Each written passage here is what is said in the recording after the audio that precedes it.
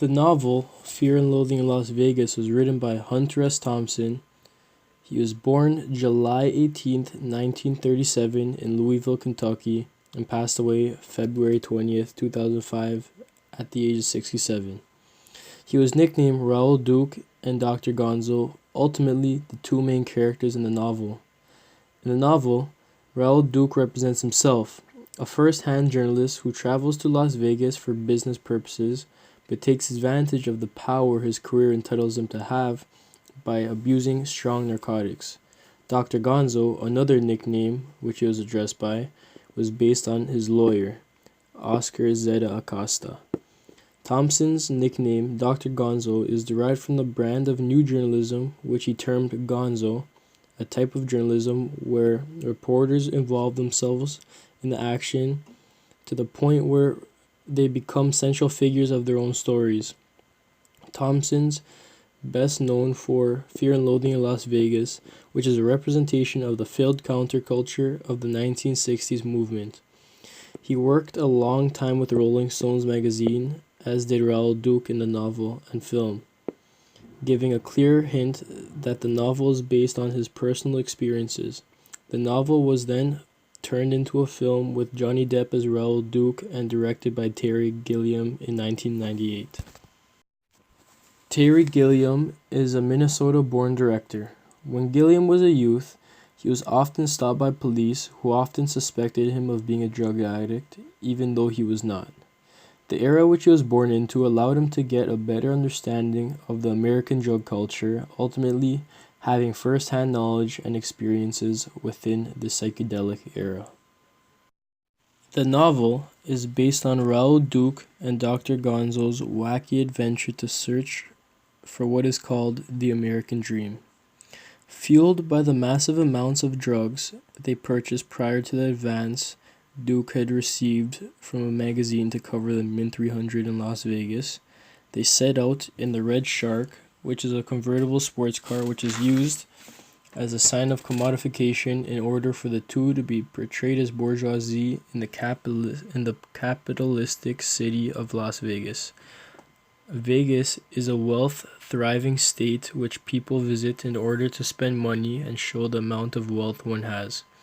On their journey, they encounter police, reporters, gamblers, racers, and hitchhikers on the search for what is known as the American Dream.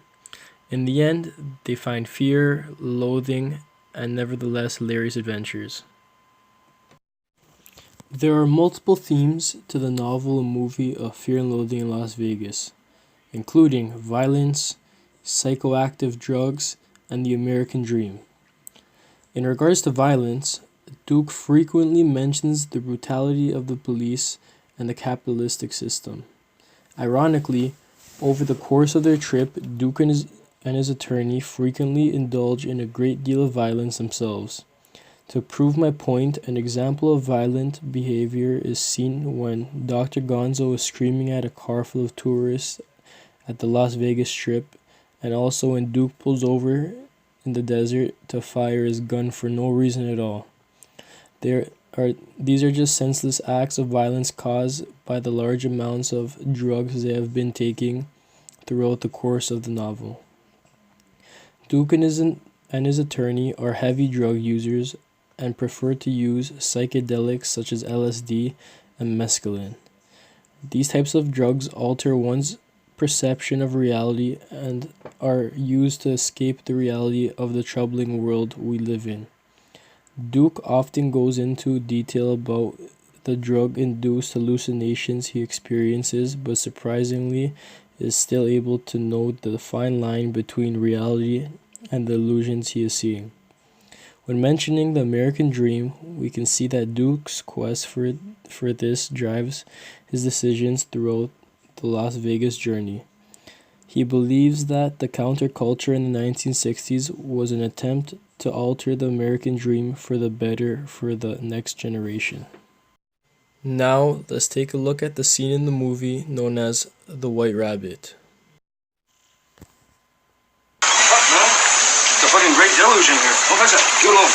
Don't fuck with it, man.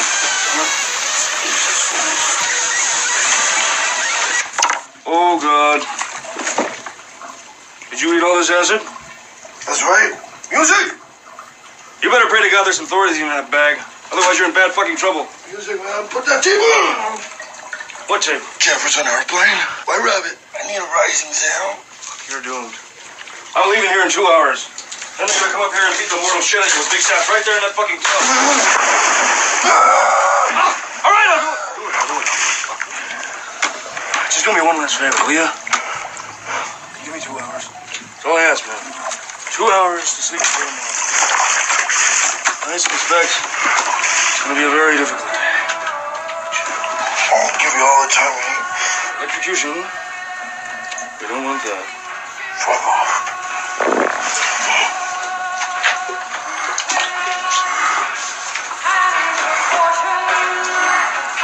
Goddamn!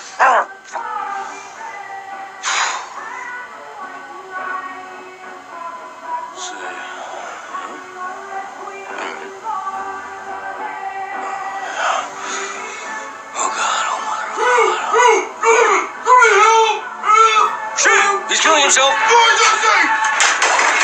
Don't touch it, man. Don't touch it. Let go. For fuck's sake. Fucking beast. Back the table. Back, motherfucker. I don't know, man. I need it again. What? That goes to that fantastic note. When a rabbit finds its own head up, I want you to throw that fucking radio into the tub with me. Fuck, you've gone completely sideways, man. That'll blast you right through the wall. You'll be stone dead in 10 seconds. Fuck, they'll make me explain things. Shit. Bullshit. Don't fuck with me now, man. I am Ahab. Jesus Christ. All right, you weird fucker, sit down. Back to the tub. Back to the tub. I'll plunge this into your fucking throat. Don't make me use this, man. All right. Probably the only solution. Let me make sure I've got this all lined up. You want me to throw this thing into the tub when White Rabbit peeks? Is that it? I was beginning to think I was gonna have to go outside and get one of the goddamn maids to do. No, man. I'll do it. Shit. What are friends for?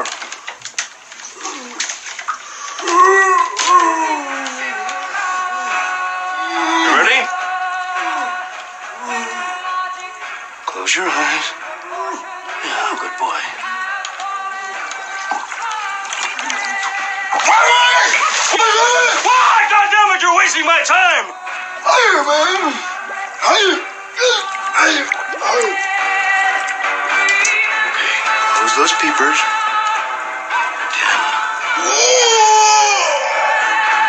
9. 111. 22. 3.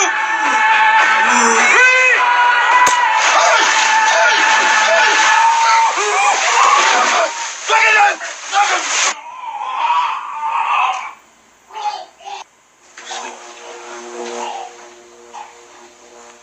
The setting takes place in their hotel room at the Mint Hotel.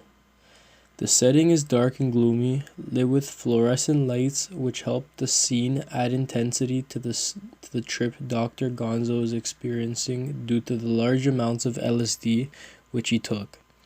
When the camera is focusing on Dr. Gonzo, medium shots are used.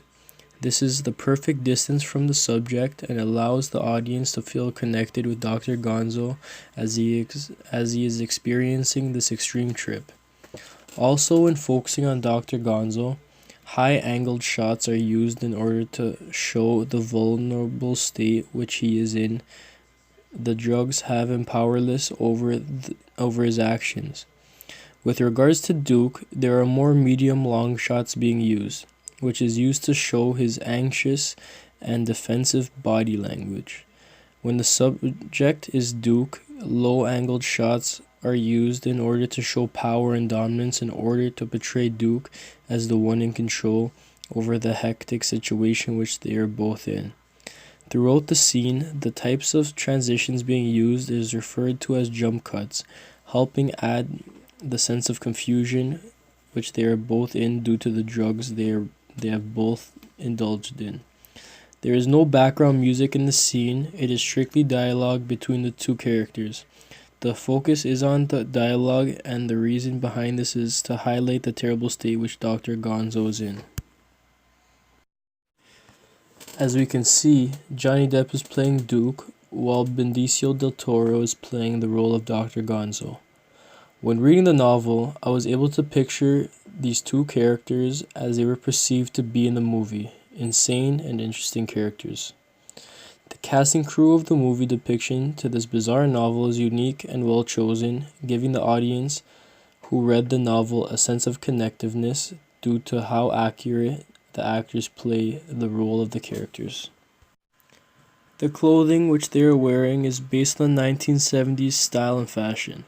The wardrobe of the characters reinforces the 1970s setting, making the audience believe that the movie could have existed in the 1970s.